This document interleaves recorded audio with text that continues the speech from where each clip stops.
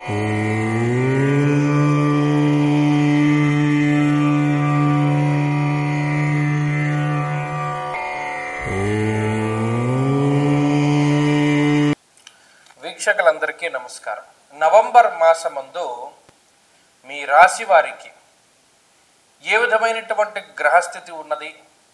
ముఖ్యంగా నవంబర్ మాసము చాలా కీలకమైనటువంటి మాసం.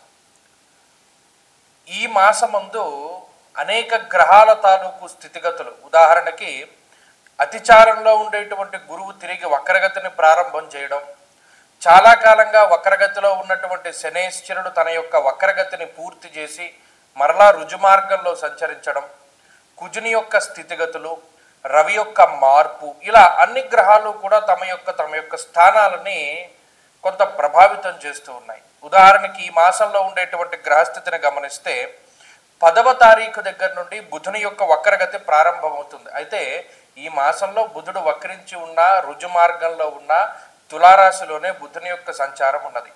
అలాగే రాహుకేతువులు కుంభ సింహరాశులు ఎందే ఉన్నారు, గురువు కర్కాటక రాశి ఎందే ఉన్నారు, శనేశ్వరుడు మీనరాశి ఎందే ఉన్నారు. కాకపోతే శనేశ్వరుడు ఈ మాసంలో 28వ తారీఖు వరకు వక్రగతిలో ఉండి మాసం చివరిలో మాత్రం వక్రత్యాగం చేస్తారు, అంటే వక్రగతిని వదిలిపెట్టేస్తారు.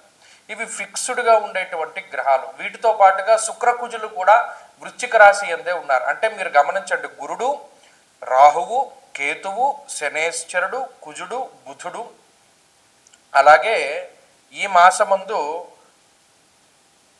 శుక్రుడు కూడా ఆల్మోస్ట్ స్థిరంగానే ఉన్నారు. మిగతా గ్రహాలు అంటే పర్టికులర్గా రవిగ్రహం యొక్క స్థితిగతులను కనుక మనం పరిశీలన చేస్తే 16వ తారీఖు వరకు తులారాశి యందు, 16వ తారీఖు తర్వాత వృశ్చిక రాశి యందు రవి యొక్క సంచారం అనేటువంటిది ఉంటుంది. కాబట్టి ఈ మార్పు ప్రభావితం చెందిస్తూ ఉంటుంది. గురుని యొక్క అతిచారము, శని యొక్క వక్రగతి ముగింపు, ఇవన్నీ కూడా తీవ్రమైనటువంటి ప్రభావాన్ని చూపించబోతూ ఉన్నాయి ఈ నవంబర్ మాసంలో. కాబట్టి ఇటువంటి గ్రహ సంచారాన్ని అనుసరించి మీ రాశి వారికి ఏ విధమైనటువంటి ఫలితాలు కలగబోతూ ఉన్నాయి అనేటువంటి విషయాన్ని చాలా క్లుప్తంగా ఈ వీడియోలో మనం తెలుసుకునేటువంటి ప్రయత్నం చేద్దాం. వృషభ రాశి వారికి నవంబర్ మాసంలో ఉండేటువంటి గ్రహస్థితుల్లో అటు గురుని యొక్క బలం లేదు, అలాగే కుజుని యొక్క బలం లేదు, శుక్రుని యొక్క బలం లేదు. ప్రత్యేకించి ఈ రాశి వారికి బుధ బలం కూడా కొంత తక్కువగా ఉన్నది. వక్రగతిలో ఉన్నటువంటి శనేశ్వరుడు మాసం చివరిలో కొంత అనుకూలమైనటువంటి ఫలితాన్ని ఇస్తాడు. దశమంలో ఉండేటువంటి రాహు కొంత మంచి స్థానంలో ఉన్నారు. ఇవి మెయిన్గా మనం ఈ గ్రహాల తాలూకు స్థానాలను పరిశీలన చేస్తే రాహు యొక్క బలం మీద, అలాగే 16వ తారీఖు వరకు రవి యొక్క బలం మీద, 16వ తారీఖు దాటాక బుధుని యొక్క బలం మీద, కేవలం ఆ బలాల మీద మాత్రమే ఆధారపడి ముందుకు వెళ్ళవలసినటువంటి పరిస్థితి. గత మాసంలో అలా కాదు. రవి, కుజుడు, బుధుడు, శుక్రుడు, రాహువు, శనేశ్వరుడు, గురుడు, ఇలా 7 నుండి 8 గ్రహాలు యోగించినటువంటి పరిస్థితులు ఉన్నాయి వృషభ రాశి వారికి. ఈ నవంబర్లో అలా లేదు గ్రహస్థితి. గురుబలం తగ్గిపోయింది. శనేశ్వరుడు యోగించే స్థితిలో ఉన్న వక్రగతిలో ఉండడం వల్ల ఆయన అనుకూలమైన ఫలితాలు ఇవ్వలేకపోతున్నారు. రాహు దశమంలో ఉండి యోగిస్తూ ఉన్నారు. రవి 16వ తారీఖు వరకు 6వ స్థానంలో ఉన్నారు. కాబట్టి చూడండి, రాహువు రవి, లేకపోతేనేమో బుధుడు రాహువు, ఇలా ఈ 2 గ్రహాల యొక్క బలమే. ఎది చూసినా 2 గ్రహాల యొక్క బలమే. కాబట్టి గత మాసం లాంటి ఉత్తమమైనటువంటి ఫలితాలను ఇందులో ఆశించడానికి లేదు. కాబట్టి ఈ మాసంలో చాలా జాగ్రత్తగా ముందుకు వెళ్ళాలి వృషభ రాశి వారు. వారు తీసుకునేటువంటి నిర్ణయాలు, ఖర్చులు, కుటుంబ వ్యవహార శైలి, మాట్లాడేటువంటి తీరు, అలాగే వ్యవహార శైలి, ఇవన్నీ కూడా చాలా ప్రభావితం అవుతాయి. ఈ గ్రహస్థితిలో భాగంగా కొంత మాట జారేలా చేస్తుంది గ్రహస్థితి. అలాగే కొన్ని సందర్భాల్లో ఇబ్బంది పడేలా చేస్తుంది గ్రహస్థితి. వీటి నుండి చాలా జాగ్రత్తలు తీసుకోవాలి. ప్రత్యేకించి నవంబర్ నెలలోనే చాలా కీలకమైనటువంటి నిర్ణయాలు తీసుకోవాల్సి వచ్చినప్పుడు తల్లిదండ్రుల యొక్క ఆలోచనని దృష్టిలో పెట్టుకోవాలి. వారి యొక్క సలహా తీసుకోవడం, లేదా గురువు యొక్క సలహా తీసుకోవడము, గురువు గారి యొక్క ఆజ్ఞని పాటిస్తూ వెళ్ళడం.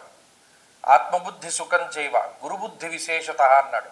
కాబట్టి గురువు గారి యొక్క తెలివితేటలను కూడా దీంట్లో పరిగణలోకి తీసుకుని ముందుకు వెళ్ళడం ద్వారా మంచి ఫలితాలని సంప్రాప్తం చేసుకోవచ్చును. కేవలం 2 గ్రహాలు యోగిస్తూ ఉన్నప్పుడు గురుడు తృతీయమందు కొంత ఇబ్బంది పెట్టేటువంటి గ్రహం. అతి క్లేశం, ధనఛేదం, దారిద్ర్యం, దేహపీడనం, ఉద్యోగ భంగం అన్నాడు. అంటే ఇక్కడ ఉద్యోగం మీద ప్రభావాన్ని చూపిస్తాడు గురుడు. క్లేశములు అంటే గొప్ప సమస్యల వలయంలో చిక్కుకునేలా చేస్తాడు. ఎక్కువ ఖర్చుని పెట్టేటువంటి విధంగా ప్రోత్సహిస్తాడు. సౌఖ్యహానిని కలగజేస్తాడు. అంటే ఏదైనా బండి సౌకర్యము, కారు సౌకర్యాన్ని తీసేస్తాడు. దానివల్ల శారీరక శ్రమ పెరుగుతూ ఉంటుంది. మీరు గమనించండి, ఇటువంటి శరీర శ్రమ పెరిగేటువంటి విషయాలు నవంబర్లో ఎక్కువ ఉంటాయి. అంతేగాక ప్రత్యేకించి బంధువర్గంతో, సోదర సోదరీ వర్గంతో, జీవిత భాగస్వామితోటి ఇబ్బందుల్ని కలగజేస్తారు. రవి సప్తమం, కుజుడు సప్తమం, శుక్రుడు సప్తమ స్థానంలో ఉన్నప్పుడు రిలేషన్షిప్స్ అనేటువంటివి పాడవుతాయి. భాగస్వామ్య వ్యాపారాలు దెబ్బతినడానికి అవకాశం ఉంటుంది. అలాగే యజమాని, పని చేసేటువంటి వాడు, వీళ్ళిద్దరి మధ్యలో ఉండేటువంటి రిలేషన్ని దెబ్బతీస్తుంది. ఈ రకమైనటువంటి గ్రహస్థితి ఉన్నది నవంబర్లో. వృషభ రాశి వారు ఈ విషయాన్ని దృష్టిలో పెట్టుకోవాలి. ఎందుకంటే ఇప్పటివరకు నడిచింది వృషభ రాశికి చాలా మంచి స్థితిగతులు ఉన్నాయి. ఇప్పుడు కేవలం 2 గ్రహాల యొక్క అనుకూలత మాత్రమే ఉన్నది. అందులో ఒకటి చాలా చిన్న గ్రహము. ఒక్క రాహు బలం మీదే ముందుకు వెళ్ళవలసి వచ్చినప్పుడు పరిస్థితులు అంత ఇదిగా ఉండవు. కాబట్టి ఈ విషయాన్ని దృష్టిలో పెట్టుకుని గ్రహస్థితిని పెంచుకోవడానికి ప్రయత్నం చేయండి. ప్రత్యేకించి ఈ రాశి వారు దక్షిణామూర్తి యొక్క ఆరాధన చేస్తూ ఉండండి. కార్తీక మాసంలో వదిలిపెట్టకుండా ప్రతిరోజు శివాలయాన్ని దర్శనం చేసుకుని గుళ్ళో కూర్చుని ఆదిత్య హృదయము, దక్షిణామూర్తి స్తోత్రము చదువుకోవడం ద్వారా ఈ మాసంలో మెరుగైనటువంటి ఫలితాలు సాధించగలుగుతారు.